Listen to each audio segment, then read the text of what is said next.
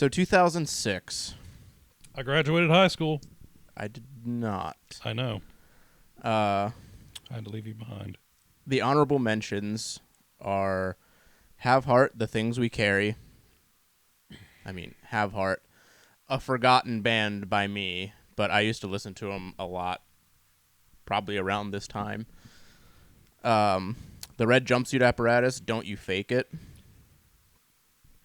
That's an honorable mention for me. I mean, it was a good album at the time. I don't think it really held up its end on my later years when I go back to it. So as an album, I see that. I think it's important, though, considering it's an honorable mention, to actually mention this, and that's that their single Face Down Oh my God! Yeah. was a banger, but more importantly, it was like a straight slap in the face to any domestic issue, which, up until this point, like when we were kids, it was like, oh, we don't talk about what goes on behind closed doors. Like, bitch, no, we talk about it, and you don't do it anymore. Yeah. So Yeah. they made statements with the that. album with the subject matter was definitely like very strong. Yeah. Well, and they never intended to be a band like that. They're like they were never like, oh, let's go tour the world and record all these albums and put them out. And they were just like, oh, let's hang out in the garage and write some songs. And who knew?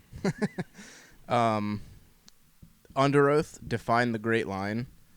That's another honorable mention. That album starts out really strong, but then it just kind of peters off like after like the midpoint for me, at least.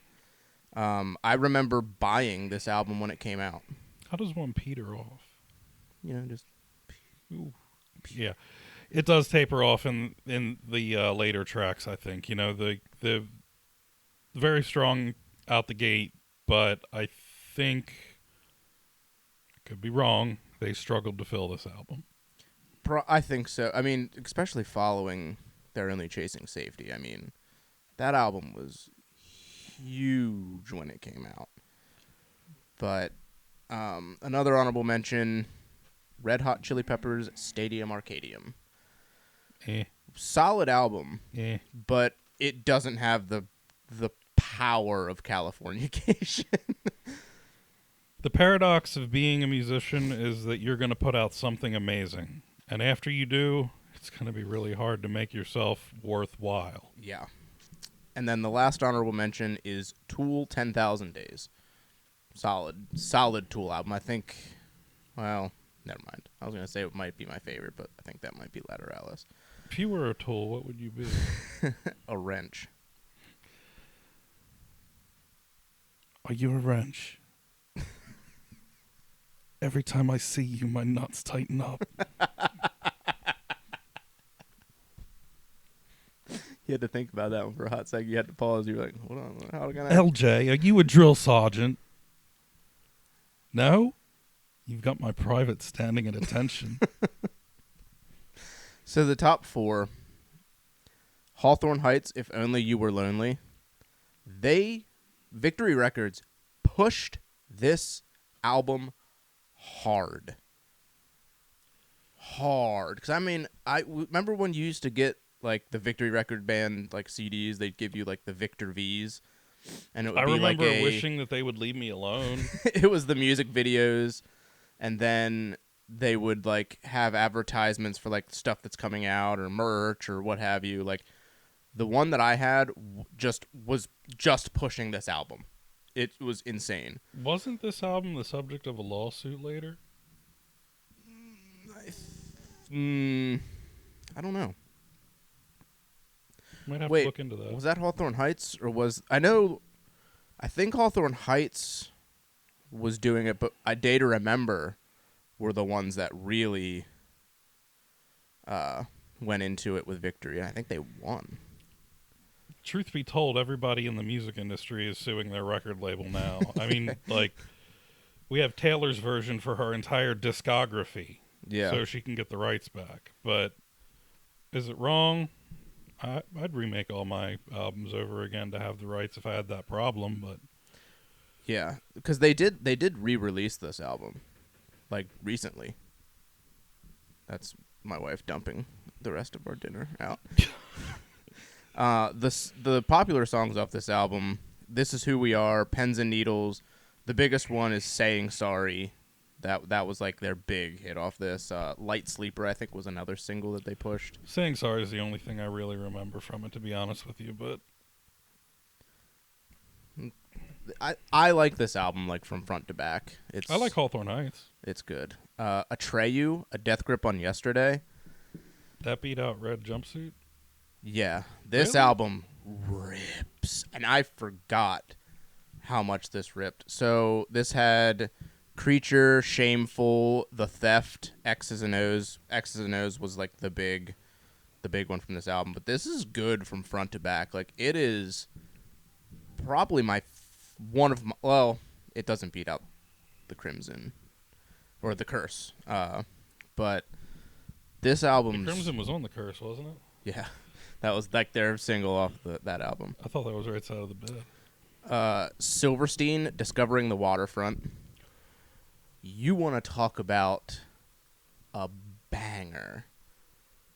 Did I already talk about my story with Silverstein? No. It was either 2016, Warped Tour 2016, as Harbinger, the drum company.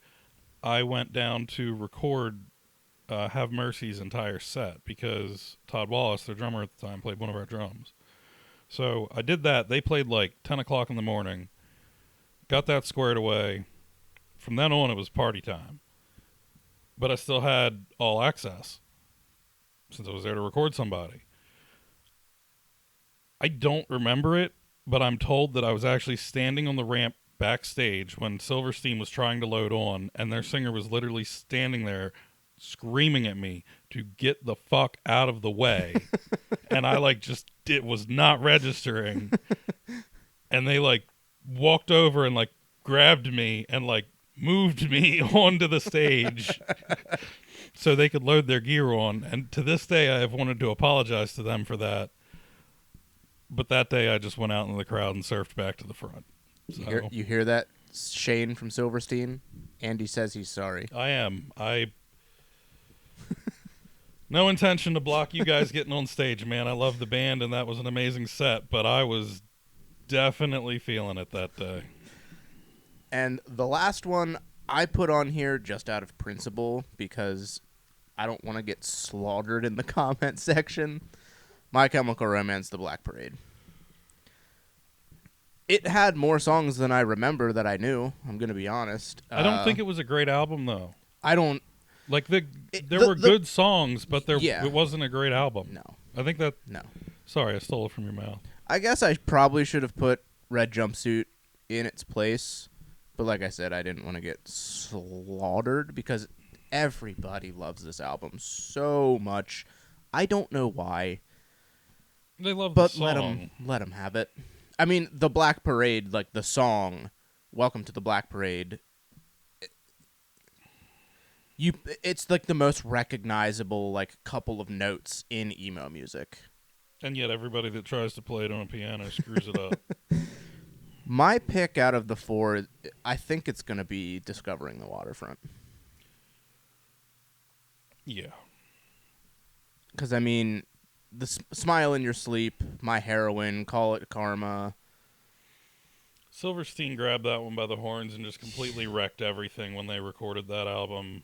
Yeah, that is such a good album. Who was the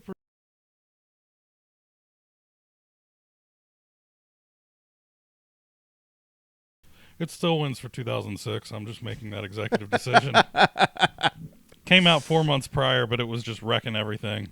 Well, yeah, I'm just gonna stick to it. It came out in 2006 in my heart.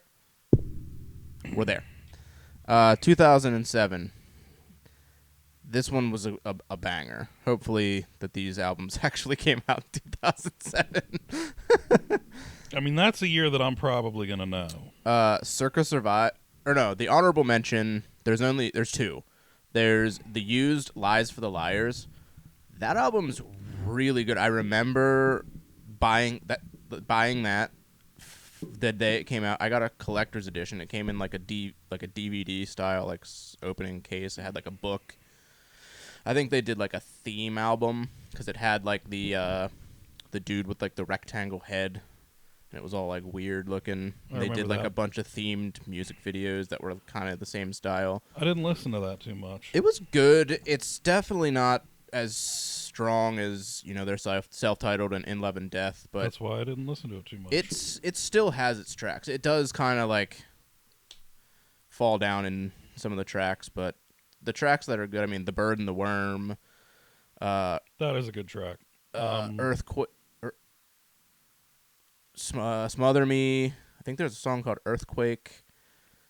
There's a couple songs off that album that are really good. Yeah, I mean, it's a pattern I'm noticing. Like, these bands are trying to get albums out, we'll say every 2 years for the most part. Mm-hmm.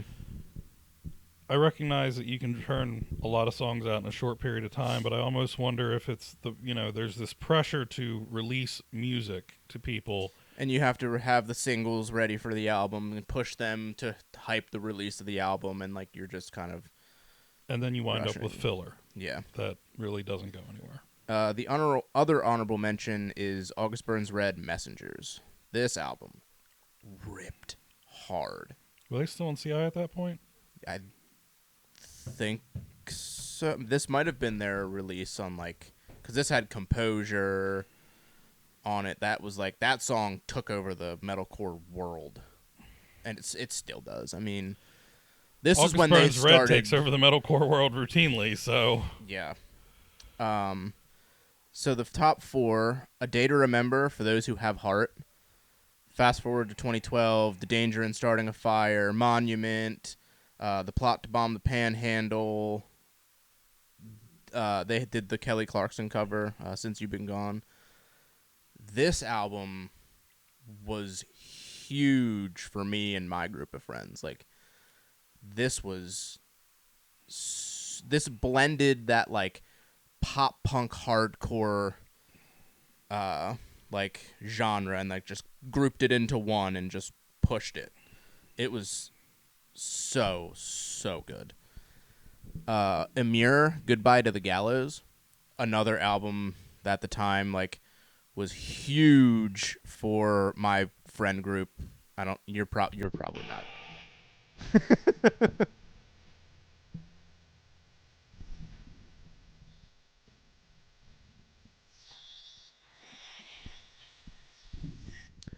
I had to hear it.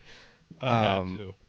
Yeah, Mira, Goodbye to the Gallows. This is one of the first as meme as this is gonna sound and stupid, because this band is just also known for being shit people. Who is it? Emir. You put them in the top 4? This album is cemented them as something really good. At least this album. This is the only good album. 10 Signs You Should Leave, Rusted Over Wet Dreams, When Keeping It Real Goes Wrong. Dude, I'd re-listened to this album and I was like, wow, yeah. Huge for at least my friend group and at least the scene at the time. Circa Survive, On Letting Go, Living Together, In the Morning.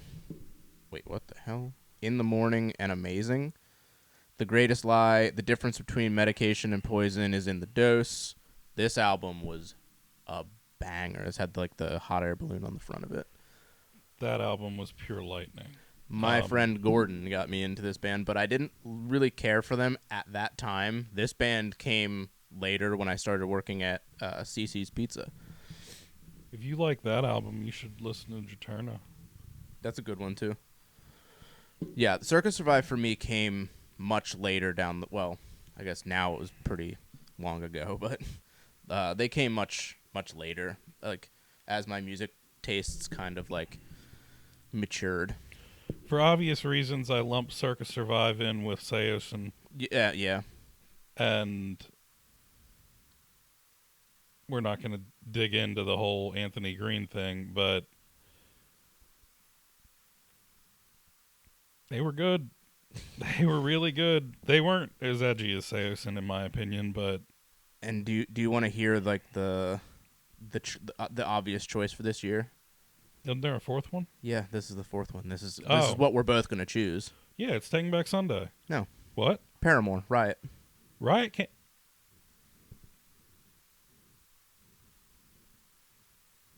Double check me. I don't blame you.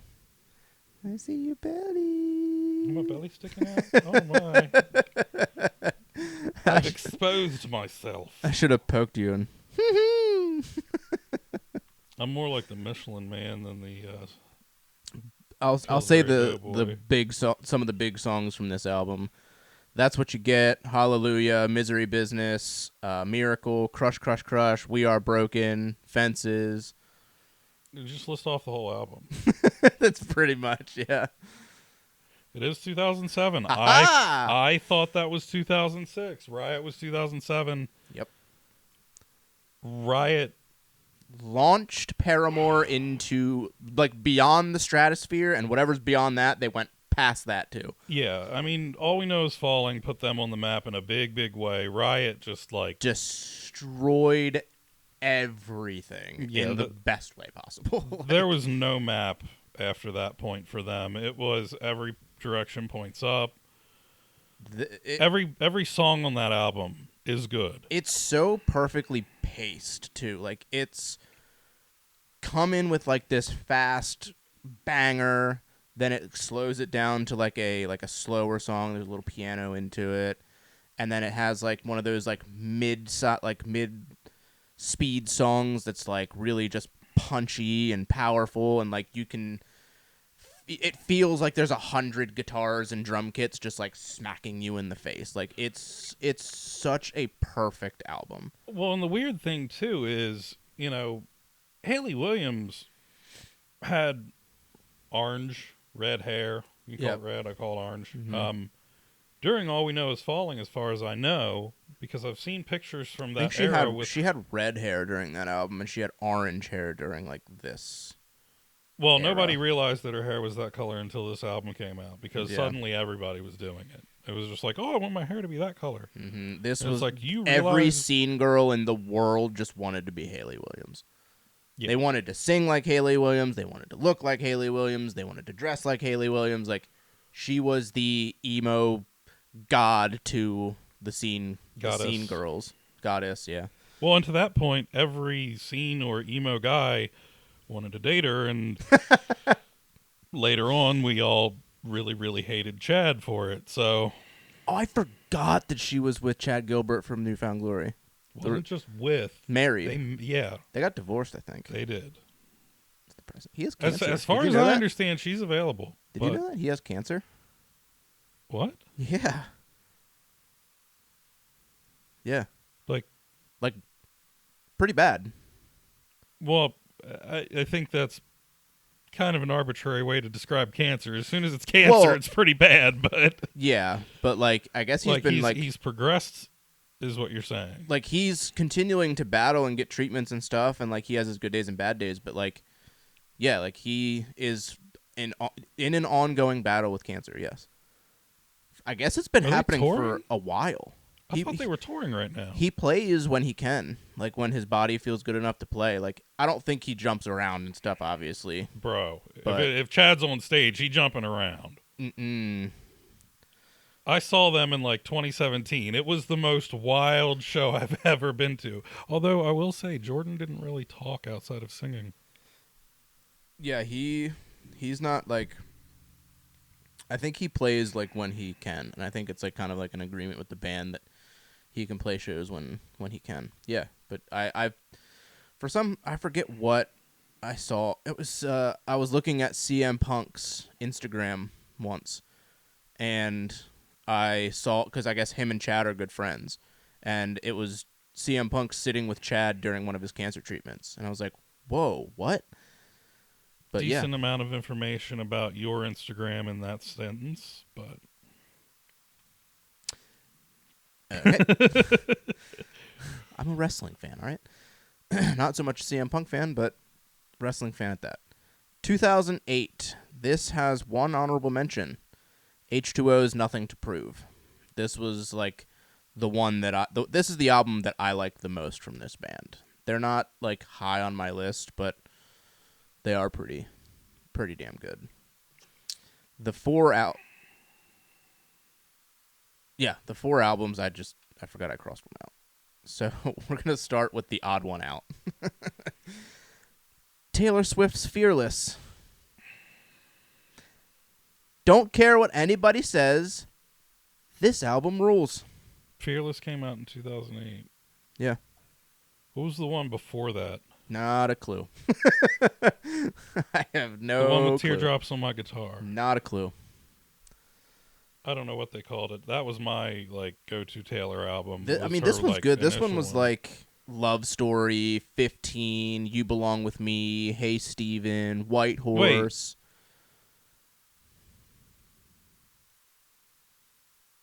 I think we're talking about the same album. I don't think Teardrops. I would have put that on the song list. I'll keep going with the albums. Yeah, I'll do my thing. Story of the Year, The Black Swan. Not their best work, I will say, but it had its songs. Wake Up, The Antidote, Apathy is a Death Wish, Terrified. I remember what? The one with Teardrops on My Guitar was her self-titled. Okay. I didn't even know she had a self-titled. Neither did I. Can we get a Taylor's version of that? It's one of the. I have a love-hate relationship with this album. Like I bought this when it came out because I was so excited that Story of the Year put out new music. This is the album after In the Wake, so I was like riding high on that album, and I put it in, and I was just like, it's okay. Yeah, they waited a while. I think they were going through some trouble during this time. They were, and I wasn't a huge fan of Black Swan. I don't think it was a good decision to release an album at this point, and no, I think it reflects that. I put this one on for you, Anne Boleyn's New Surrender.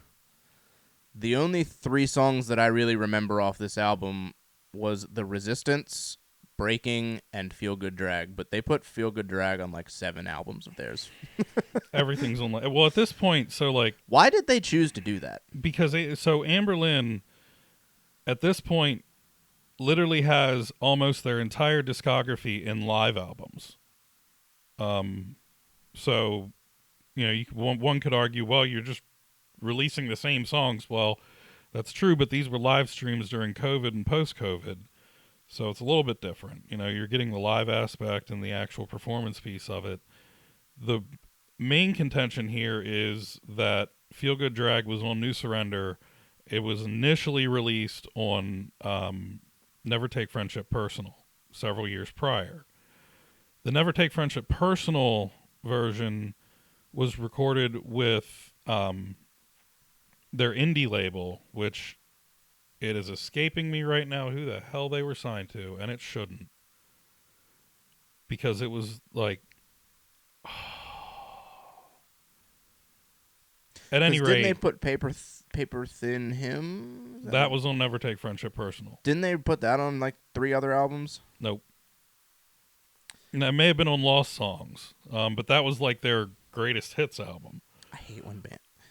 I know. It bothers me. But to finish that story, 2008 with New Surrender was actually Universal. That was their major label debut, gotcha. And it was kind of well, should we re-record it for this? Maybe we should, maybe we shouldn't. And then they did. Funny story with this album. I'm pretty sure I got this album from a youth group pastor. Probably. They were playing Purple Door and things like that at this time, but and it is 2 different versions. It's not the same exact recording on both. In the Never Take Friendship Personal version, Steven actually screams in the bridge, whereas it's sang on this on New Surrender. Little differences. I gotta look up this damn label now. Yeah, this was during a time where it was cool to go to youth group and be a Christian kind of thing. It was when Christian metal and stuff was popular in the scene that we were in.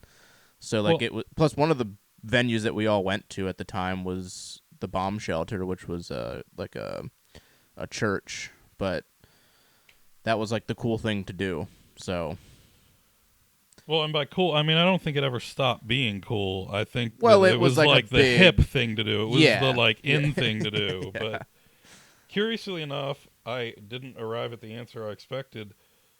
To your point, Never Take Friendship Personal was released on Capital Christian Music Group. Interesting. The last album, Jamie Johnson, That Lonesome Song. Odd two choices on here, but dude, this album for a country album is such a banger. I mean, High Cost of Living, Mowing Down the Roses, Lonesome Song, Stars in Alabama, Between Jennings and Jones, The Last Cowboy, In Color. Like, dude, from front to back, this album is just too damn good. It hits all like the...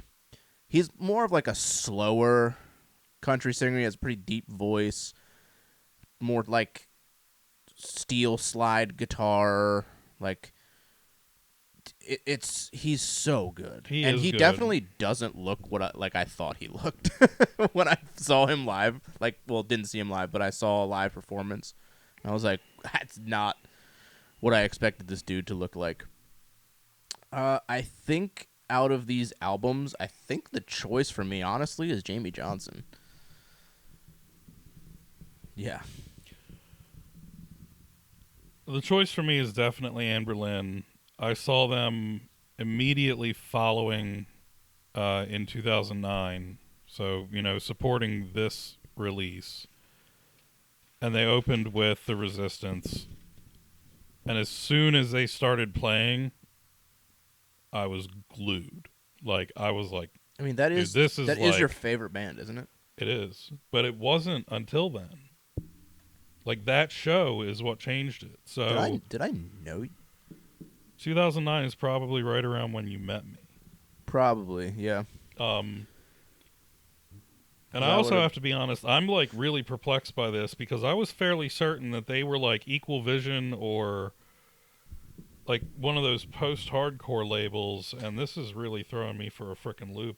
You're the kind of person that's not gonna stop until you find an answer. Tooth and Nail. They were on Tooth and Nail, right? Yes. It says they were on Tooth and Nail. And that's where I'm like, okay, Well, that was like Tooth and Nail is distributed by Capitol. That's where it goes. So I wonder why Tooth and Nail didn't get the credit. I hope I didn't open a can of worms. Yeah, my vote's for New Surrender because of that and because I couldn't vote for Cities in 2007 and my daughter is named for one of the songs off of Cities. So, because I love you, this is my choice. She's totally named for bands. You probably don't even know that. what? Her middle name is actually because of another band. You'll have to tell me then, because I don't think I know that. 2009. There's a plethora of weird stuff on here for honorable mentions, but I had to throw them in there. The first one, Asher Roth, Asleep in the Bread Aisle. That was the dude that did the song I Love College. That song that was huge at the time.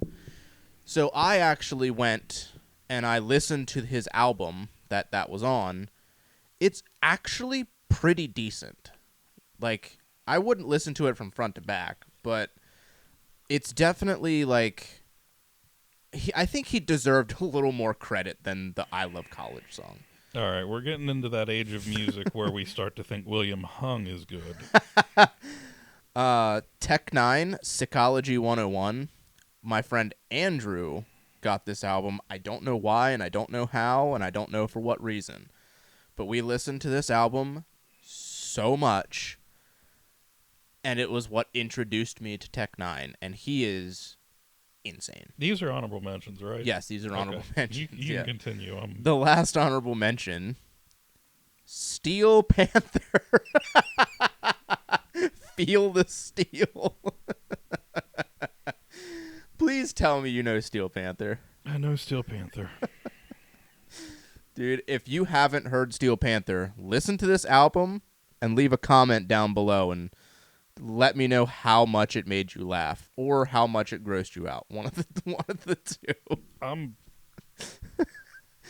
literally 2 minutes Out of- from excusing myself. Out of all the bands that are just like in that like comedy genre, how would you not enjoy Steel Panther? Dude, say anything. What? What about the band Say Anything? Yeah, I hate that band. but that's a comedy band. Yeah, but they're stupid. Steel Panther's much better. They talk about glory Did you holes know and hookers. that there are people in the world annoyed with all the other people in the world? All right. Top four. Which is clearly you at the moment.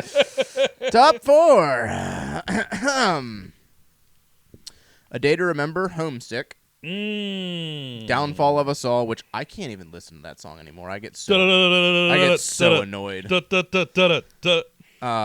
I'm Made of Wax, Larry. What Are You Made Of? New Jersey Legion, Ice-T. Have Faith in Me, Homesick. If It Means a Lot to You. Like, Isn't one of those songs about Robin Williams?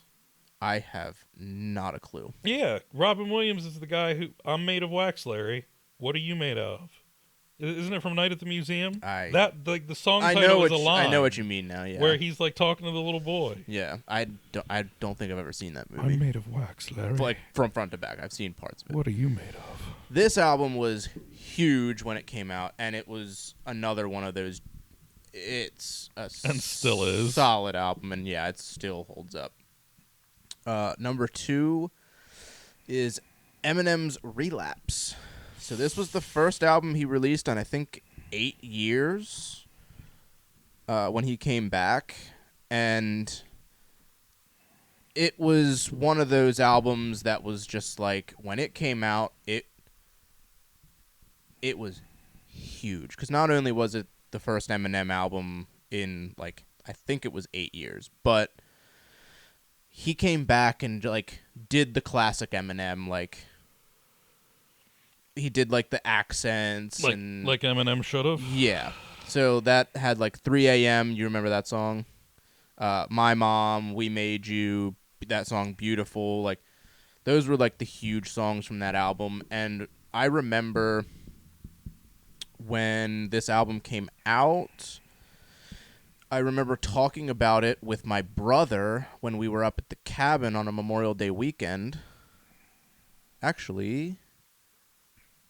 that may have been the last time that we went up to the cabin as a family before my dad passed away. Because I remember talking to my brother about that album in the back room of the cabin.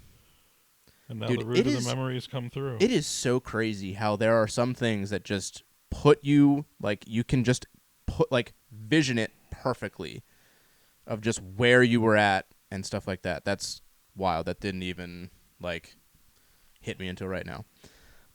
The Used, Artwork. This album, I didn't really listen to this album too much during this time. This album came later for me because I kind of stopped listening to The Used after there because, like, I would listen to a song and be like, whatever, it doesn't capture me. But this album's really good. I mean, Burt McCracken just has a way with words and, like, the way that they write their music, it just pulls you in. Just get, like... We're in 2009? Yeah, this is 2009. Oh. So, Blood on My Hands, Empty With You, Kissing You Goodbye, like, those three songs are... Whew, I don't think I've actually heard that album. They'll punch you in the face, and they'll punch you hard. I don't know if I want to. It's really good. And then the last one is Breaking Benjamin, Dear Agony. It's a pretty good album. I mean... I Will Not Bow, Dear Agony, Without You, Giving Me a Sign. Like, Breaking Benjamin at this time was just ripping. They were... well, I guess I shouldn't say they're an underappreciated band because they are huge. Especially at this time. But, like... But even I for think- that size, I think they're underappreciated. Yeah, I think they should be probably a little bit bigger than they are. What was the first album? A Day to Remember, Homesick. That's what I thought. So I think for me, it's gonna have to be Homesick. I still listen to The Downfall of Us All in my car. Every like- time that song comes on, I turn it. I can't stand Yeah, you that crank song it. now. I mean, that's just timeless. I just skip it. Skip it. That it's timeless. But you can skip it all you want. I know that there are going to be people that agree with me, and Well, yeah, yeah. that's my vote. It's one of those songs that transcended the genre of the music, and like you could go. It's the same thing we talked about last week, where you can literally go into a club and just play this, and everyone's gonna be like,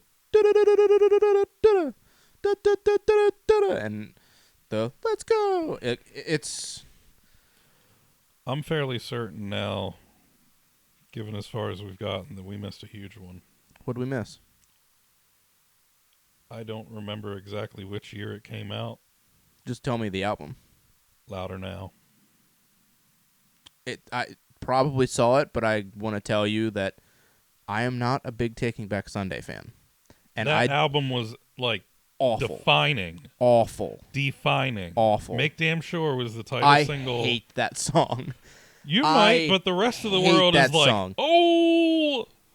I don't care about the rest of the world. Do you I'm know not. how many musical boners exist in the world from Make Damn Sure? I hate And that song video, so much. and the way that he swings the mic, and it's so simple. Dude, I remember. I actually have a good friend who Niles, when we were playing in Burning November / As Daylight Dies. Whenever we made the transition, / the other 15. he years, always yeah. wanted to swing his microphone like that. But yeah, I purposely left that off because I don't like that album, and I don't really care. The only Taking Back Sunday album I like is Tell All Your Friends. That's it. I have a good friend who is actually Adam Lazar's neighbor. Interesting. Ready for the last year? Well, at least for this week. 2010. We're coming up on the end of the music segment here. Kind No, of. we're not. Sort of. No. 2010. Not many good ones. There's no honorable mentions. Actually, no. Sorry, there is one. Story of the Year is The Constant. This was another. That's honorable? It's honorable. Yeah. It's honorable that they recorded it. It was better than The Black Swan, maybe. Mm, Might be stretching it there. Ghost of You, I'm Alive, 10 Years Down. This was a really depressing album, if you know the backstory about this album. I listened to the Page Avenue Cruise podcast. They were doing a podcast during COVID, just the band. They were talking about different points in their careers and band stories and recording stories and stuff like this. And they were talking about this album. And basically, they wrote this album as a, like, we've had better days, but I think this is it. Because, like, 10 years down, like, I think this is when they were, like, 10 year, like, about 10 years as a band, and how, like, they at once were huge, and now they're just scratching and clawing for anything. so as a band, if you are consistently performing singles that you released at the beginning of your career, like all the stuff people want to hear is from the beginning, Mm-hmm. at which point do you start to rank yourself amongst cover bands? Not saying that that's them, Yeah. because They've I had a think they have some good huge- stuff. They've really turned themselves around. Yeah. Like, Well, I saw them last summer. I mean, dude, the show is still insane. yeah. They know how to put on a live show. I'll tell you that. I wish they would bring back a second guitarist, because, you know, he thinks he can actually articulate all the parts on his own, but I'm sorry, it just doesn't have the depth. It's not the same. I haven't seen him since they got rid of Phil. He's very good, but it's not the same. But from what I've seen, it sounds fine to me. But maybe I'll see them when they're in Baltimore. Well, you're hopefully. also a fanboy. I am. They're my favorite band. So the top four: The Wonder Years, The Upsides. Ooh, This, introducing a new era. yeah, This band was a huge thing in the scene when we were. This is right around the time I was in With Pride, I think. No. Maybe? Probably because 2010 is when I met Connor from Rosie Lakes Road. I don't remember. But I remember everyone loved the Wonder Years, and like at the time, I'm gonna be honest, I didn't get it. It made no sense to me. I got some of the songs, but then some of the songs just sound like mad rambling over just random music. It's like more. It was more like It's like just the mumble fitting rap. as many words as you could fit in in the rhythm before it transitioned. It's like the mumble rap version of pop punk. But honestly, like this album, My Last Semester, Logan Circle, New Year's Eve with Carl Weathers, Melrose Diner, This Party Sucks, like I wouldn't listen to it from front to back because at some point I just get tired of his voice. But when I listen to it and I'm in the mood to listen to it, I'm in the mood to listen to it, and it's good. He can sing though, He can, yeah. but he doesn't. Plus, also, I saw them when I saw Third Eye Blind. They played, and their live show he sounds incredible live. Yeah. And I think that's when I like started to appreciate them as a band when I heard them, because I was like, I don't remember them sounding this good. So I think I went back and listened to it. The next album, Circa Survive, Blue Sky Noise. This was another just banger from Circa Survive. Get Out, I Felt Free, Imaginary Enemy, Frozen Creek. This I listened to a lot when I worked at CC's. There was one of the cooks, Ben, would work prep with me in the mornings, and he was a big Circa Survive fan, big Anthony Green fan. So he would put this album on all the time, and we would listen to it. And then when they created that like power group with Craig Owens, Adam Russell, Matt Good, and someone else, I'm drawing a blank. It was like Craig Owens from Cheetos, Matt Good from Matchbook Romance. I think so. Adam Russell from Story of the Year, and then there was one other. I think it was a member of Thursday. Could be wrong. They made that band. It was called Drugs. It was Destroy, Rebuild Until God Shows. When they released that album, we listened to that a lot too. But this album from Circa Survive is so good. It's on point. Number 3 is Eminem's Recovery. This one was pretty popular when it came out because it had a lot of bangers. There's like 2 songs on here that have over 2 billion plays. So at which point do we start acknowledging that people are touching it not because it's good, but because he is a diamond? Like, literally, it has nothing to do with the music at this point for that man. Yeah. He could literally put out an album that was nothing but 58 minutes of him excreting waste into a toilet and the different ways that he grunts, and people would buy it. I think this album was like the part where he just started to write music that he wanted to write, and he had something to prove. He had like a chip on his shoulder. He's always had a chip on his shoulder. Yes, but like he lives with a he chip had on those his fucking drug years shoulder. where he was just like, I'm just throwing stuff out. I'm just gonna make the most ridiculous stuff. Just, but then like this is when he started to like really change as like an artist, and kind of take everything a little more like seriously. Well, I mean, Because he always did have that like comedy aspect to his music, or like that little joking side, or like saying outlandish stuff that just kind of was like, what did he just say? Like, at what point do you think somebody actually looked at him and was like, "Hey, Marshall, you're turning into your mother.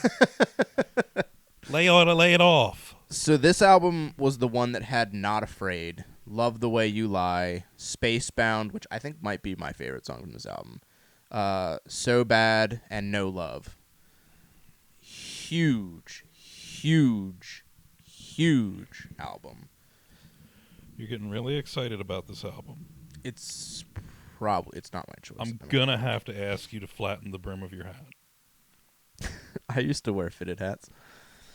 The last one is A Day to Remember, yet again. What Separates Me From You.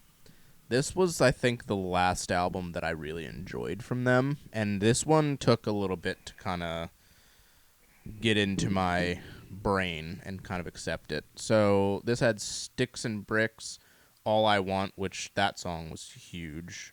Second Sucks, All Signs Point to Lauderdale. I think there was one, it was like something Sonic and Tails or something. I'll be Sonic, you be Tails. That's it, yeah. My vote's A Day to Remember. Dude, All Signs Point to Lauderdale hits so hard. I hate this town. It's so fucked up. Yeah. It's so washed up, and all my friends don't give a fuck. It just hits home. I don't know. I think I'm going to have to choose... I want to choose Circa Survive, but I think, like, if I listen to that album, like, eventually, like, Anthony Green's high-pitched voice just kind of gets annoying, so I would turn it off. So I think longevity-wise, I think I'd probably have to choose Recovery. See, for me, like, the Circa Survive album was good, but I like older Circa Survive, so that's not even on my radar. My, like, hard time was between Wonder Years and A Day to Remember. I think Wonder Years was like, that was really their burst onto the scene, and I think it was great for music and great for them and great for all, you know, the listeners, but A Day to Remember just killed it. Like, they just took it, and that Eminem album, I really need you to flatten the brim of your hat. Dude, and pull your pants down around your ankles. Like, a buddy of mine texted me and was saying about how, like, he was listening to, like, the album segments, and he's like, I don't think I've heard, like, it was the last segment we did last week, and he was like, I don't think I've heard, like, a majority of those albums, and his music tastes are, like, kind of weird, as in like, where he kind of, like, touches on everything. Like, he'll listen to a little bit of everything. So he's one of those awkward people. So do I know this guy? No, I don't think so. Are you sure? Yeah. Do I want to? He's a good dude. Good dude. Think we'll get along? Yeah. If you can't get along with this dude, then no, that's not what I mean. You've got a problem. I mean, do you think we'll be fast friends? No. Not that. No. He definitely don't play that shit.